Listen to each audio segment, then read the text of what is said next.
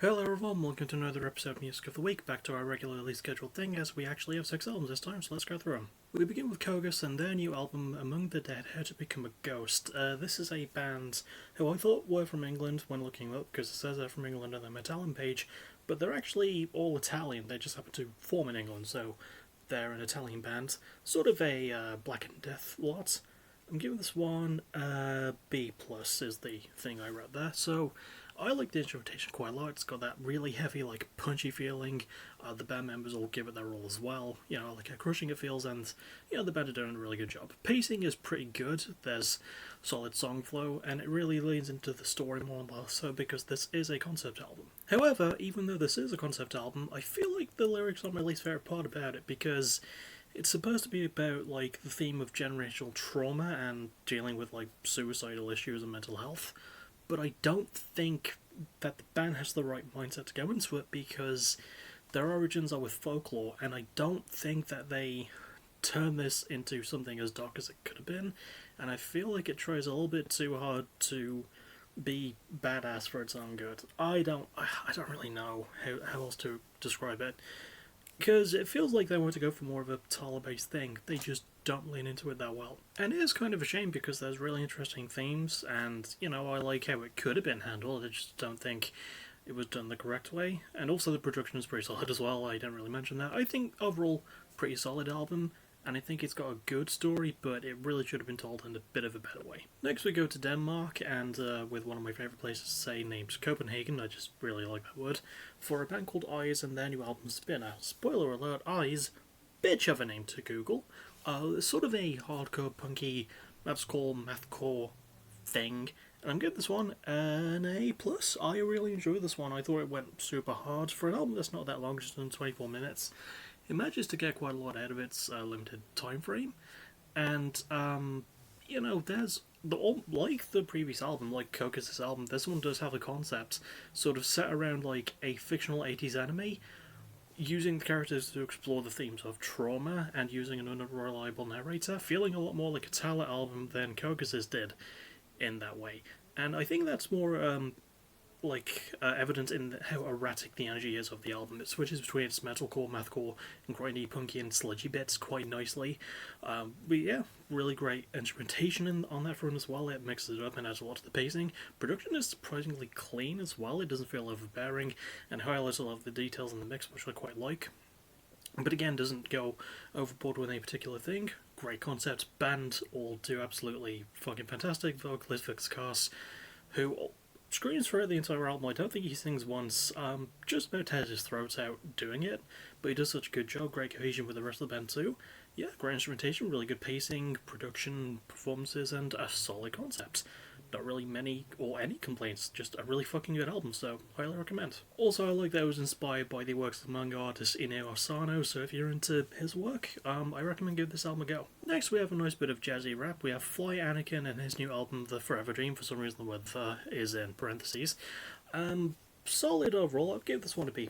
I do think it's got some good stuff going for it. I think Anakin's charisma and his performance are really good. Some really good guest spots as well, but I think it is Anakin himself who just carries the album. He's just extremely likeable throughout it. Really good flow, and the pacing for the most part, although I will say the pacing is my least favourite thing because there's 16 fucking songs on this album, which isn't a bad thing, but 4 of them are either skits or interludes. That's 25% of the album. Anakin, that's a lot of the album. You didn't need that many. Especially how most of them come in later in the album. That's a really stupid choice. But I do sort of like the themes of surviving, but being more in a way of being thankful for what you have than just being glad it's over.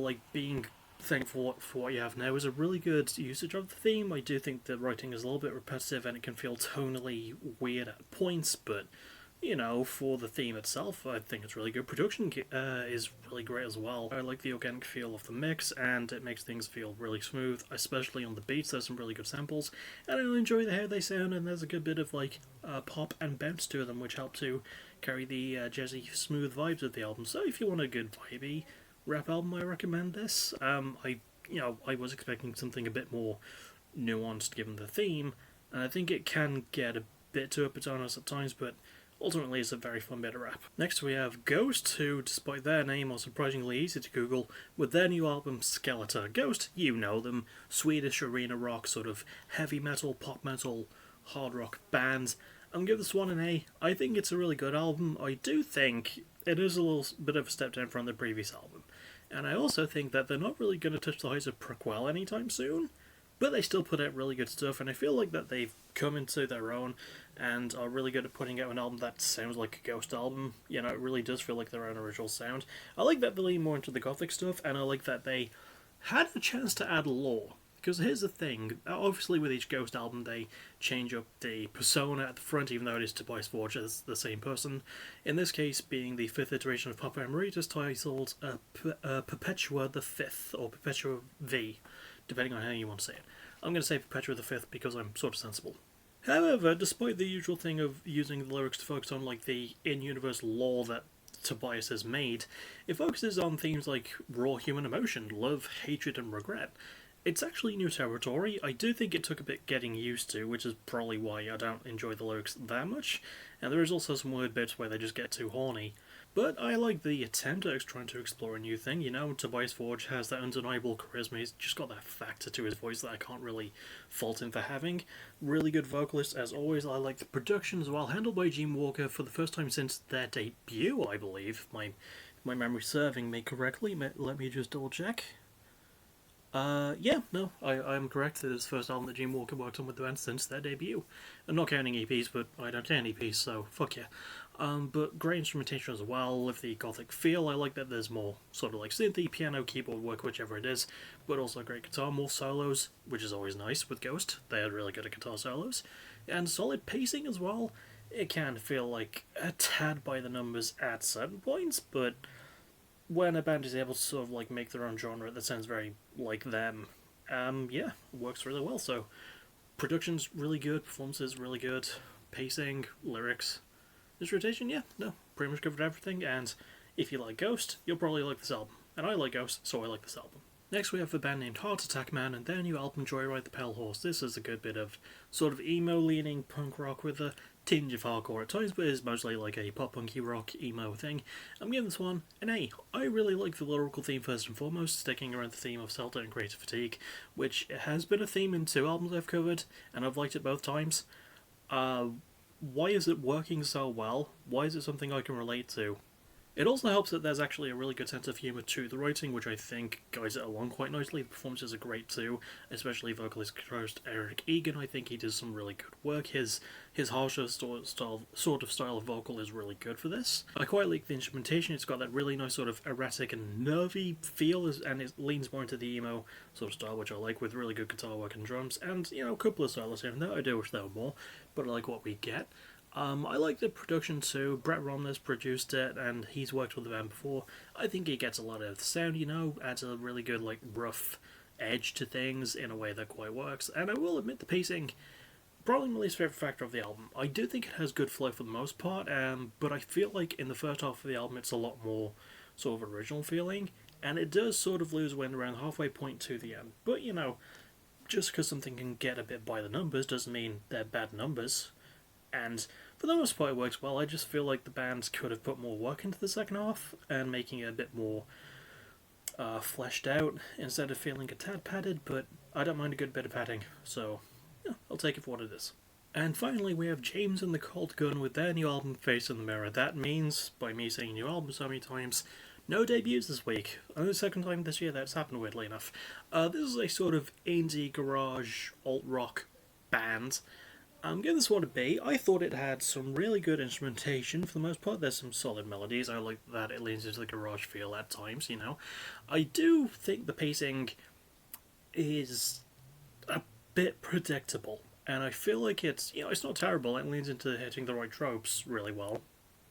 But you sort of start to expect what's coming at a certain point, and it can feel like it doesn't really go anywhere. I will admit that the production was solid. It was handled by the band alongside Brendan O'Brien, which is a name I haven't covered in a fucking while. It's really good to see him getting work again. But yeah, there's a solid mix. I think it does the sound justice and it it up in the right ways, but without really taking away anything from the heavier elements. The band themselves have really good charisma and good chops, and they get along quite well. And I will shout out Basic Gabby Elise for doing a lot of the heavy lifting. Honestly, the bass work on this album is quite good, especially in terms of instrumentation. I don't mind the lyrical themes of personal growth and introspection, but, as good as they are, I feel like it leans a bit too snarky and it feels, again, a little bit tonally weird, but I think for the most part it does hit when it needs to, and I think overall it's a good album. It does a really good job, and it's got a good mix of styles as well. I just wish it used those a little bit more at times. Next is favourite song and favourite cover. Favourite song goes to Spinner from Ice's album of the same name, titled Spinner obviously. Really good, heavy closer, the longest song of the album, which I think helps personally. Really captures the thing quite well, and solid vocals and really good pacing. Favourite album cover goes to Kogus's Among the Dead. I just really like how it looks like it captures the theme of the album. It just looks really nice and gothic and eerie. And I haven't arranged any more stuff for me yet, so you're not going to get anything for tomorrow. The only album I know is coming out tomorrow also happens to be one of my most anticipated albums of the year, which is At Peace by Propagandhi. So you'll expect a review of that by next week. But one thing I can sort of promise tomorrow is the Go Home show for Locked and Loaded next Friday. So, yeah, I'll see you all for that if you watch my streams. Oh, and also, shameless plug a little bit. If people have the current gen version, that would be the Xbox Series XS version of WWE 2K25, and if you have male tag teams, female tag teams, male single stars, or women single stars that are willing to donate, or if you're a friend who watches my videos and you don't have the game yet, or you do have the game and just haven't put the people up there yet, I could use some help fleshing out my roster. You've got time. You've got until June the 13th, I believe. I will put up text to correct that. But yeah, I need help fleshing out my WWE 2K25 roster. I should probably do an actual vlog to fill that out, to explain exactly what I need. Maybe somewhere over the weekend. But I'll see you all tomorrow for a go home show from what you've had nonetheless. And with this being dragged out quite long enough, as always, thank you for watching. You're awesome. Bye bye.